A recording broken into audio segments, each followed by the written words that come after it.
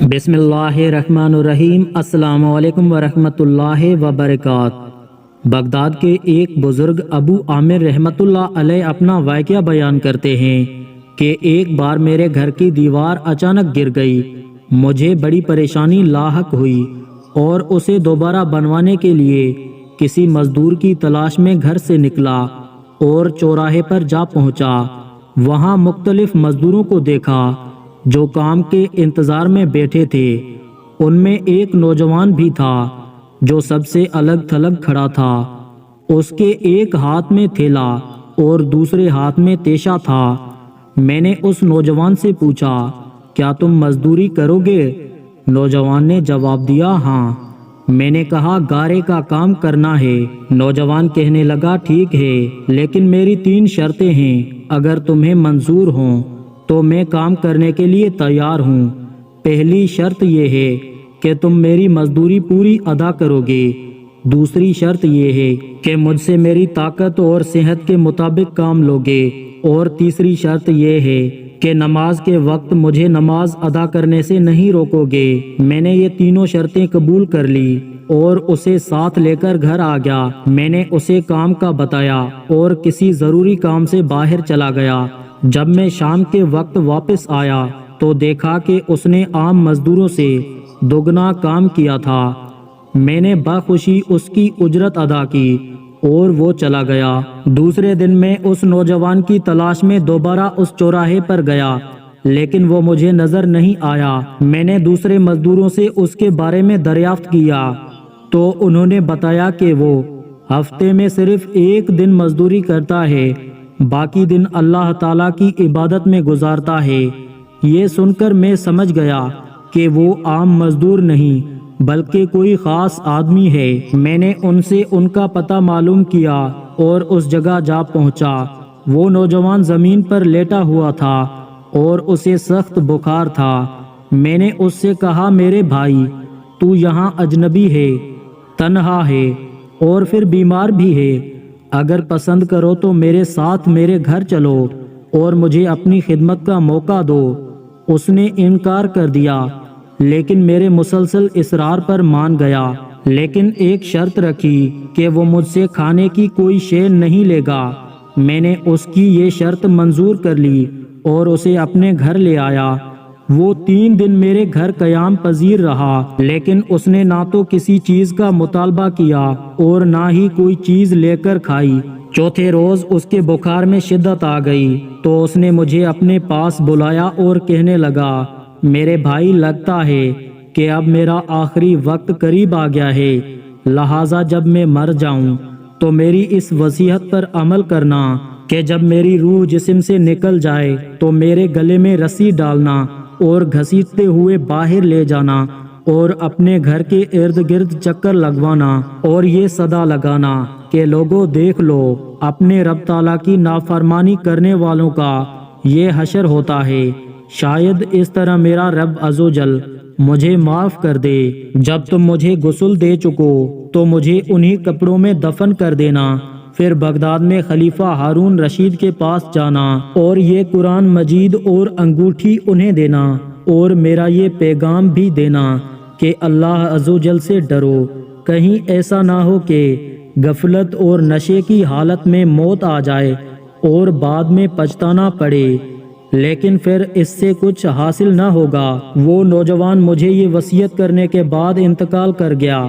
میں اس کی موت کے بعد کافی دیر تک آنسو بہاتا رہا اور غمزدہ رہا۔ پھر نہ چاہتے ہوئے بھی میں نے اس کی وصیت پوری کرنے کے لیے ایک رسی لی اور اس کی گردن میں ڈالنے کا مقصد کیا تو کمرے کے ایک کونے سے ندا آئی کہ اس کے گلے میں رسی مت ڈالنا، کیا اللہ عزوجل کے اولیاء سے ایسا سلوک کیا جاتا ہے؟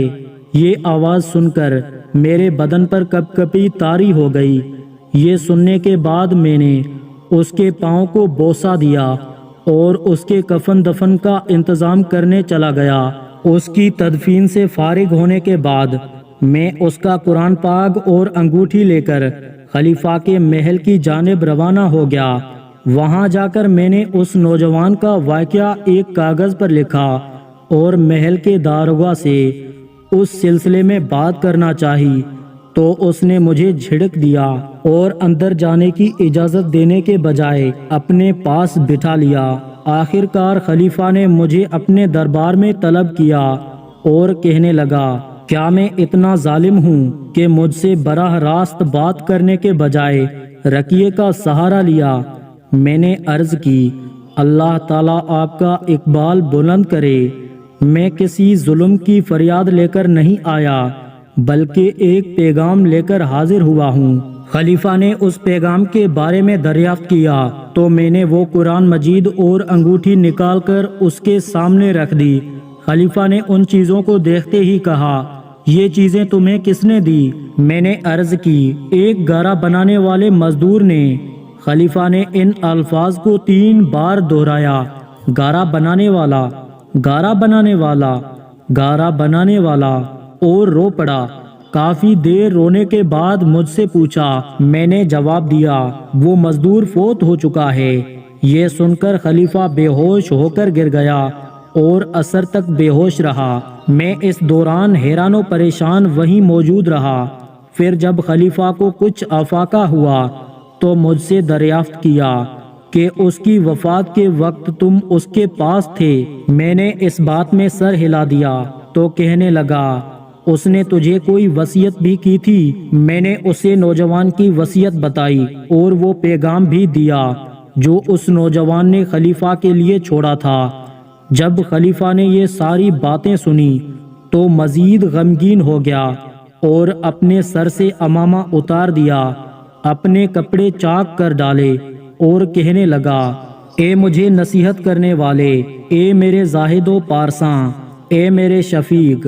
اس طرح کے بہت سے القابات خلیفہ نے اس مرنے والے نوجوان کو دیے اور مسلسل آنسو بہاتا رہا۔ یہ سارا معاملہ دیکھ کر میری حیرانی اور پریشانی میں مزید اضافہ ہو گیا۔ جب رات ہوئی تو خلیفہ نے مجھ سے اس کی قبر پر لے جانے کی خواہش ظاہر کی تو میں اس کے ساتھ ہو لیا۔ خلیفہ چادر میں منہ چھپائے میرے پیچھے پیچھے چلنے لگا۔ جب ہم قبرستان میں پہنچے تو میں نے ایک قبر کی طرف اشارہ کر کے کہا، عالی جاں، یہ اس نوجوان کی قبر ہے۔ خلیفہ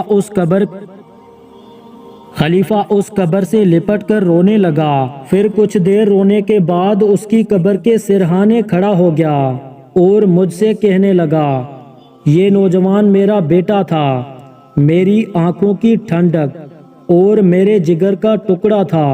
ایک دن یہ رقص و سرود کی محفل میں گم تھا کہ کتب میں کسی بچے نے یہ آیت کریمہ کی تلاوت کی جس کا ترجمہ یہ ہے، کیا ایمان والوں کو ابھی وہ وقت نہ آیا کہ ان کے دل جھک جائیں اللہ کی یاد کے لیے؟ جب اس نے یہ آیت سنی تو اللہ تعالیٰ کے خوف سے تھر تھر کانپنے لگا اور اس کی آنکھوں سے آنسوؤں کی جھری لگ گئی اور یہ پکار پکار کر کہنے لگا، کیوں نہیں، کیوں نہیں، اور یہ کہتے ہوئے محل کے دروازے سے باہر نکل گیا۔ اس دن سے ہمیں اس کے بارے میں کوئی خبر نہ ملی، یہاں تک کہ آج تم نے اس کی وفات کی خبر دی ہے۔ دوستو، اگر آپ کو یہ ویڈیو پسند آئی ہو تو اپنے دوستوں کے ساتھ شیئر کریں۔ مزید اسی طرح کی ویڈیوز کے لیے ہمارے چینل کو سبسکرائب کریں۔ جزاک اللہ۔